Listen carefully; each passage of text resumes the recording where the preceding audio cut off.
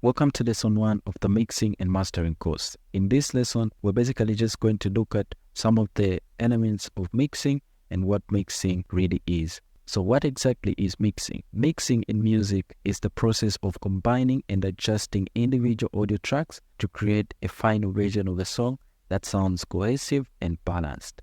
This involves managing various elements such as instruments, kick drum, bass, vocals, and other sounds to ensure that each component is clearly heard and contributes effectively to the overall sound. Mixing can be achieved with the help of some VST plugins such as EQ for adjusting the frequency balance, compressors for controlling dynamics, de-essers for taming harsh sibilances, delay and reverb for adding some depth and space, and various other plugins that we'll look at as we go in the course that are just used to enhance the audio elements.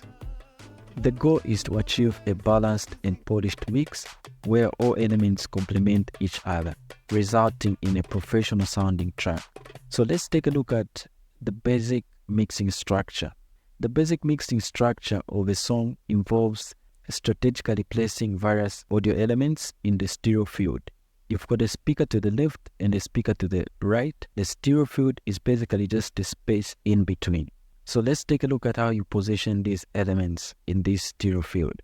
So we've got what we call center or mono elements, some of the elements that need to be centered in order for them to pop in the mix. So the first one is lead vocals. Lead vocals are usually placed in the center of the mix. This ensures that the vocals are clear and prominent, making them the focal point of the song.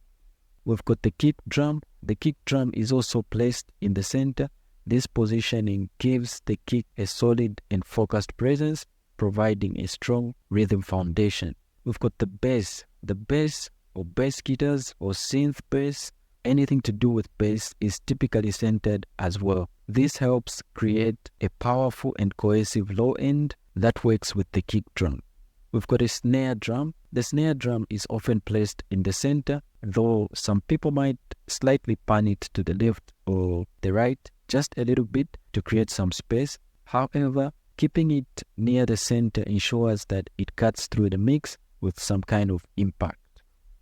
Let's quickly take a look at some panned elements that we pan to the left and right. So we've got some hi-hats. These are often panned slightly to the left or right to add some width to the drum kit and avoid cluttering the center. We've got the toms. The toms are typically panned according to their position on the drum kit from the left to the right, creating a natural stereo image. We've got guitars. Guitars are usually panned left and right to create a wide stereo field. This panning helps separate them from the vocals and other centered elements. Keyboards and synths.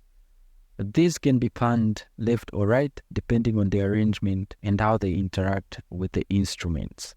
Backing vocals are often panned to the sides to complement the lead vocal without competing for the same space. If we have the lead vocal in the center, we can have some backing vocals backing the lead vocal a little bit in the left and right without competing for the same center space.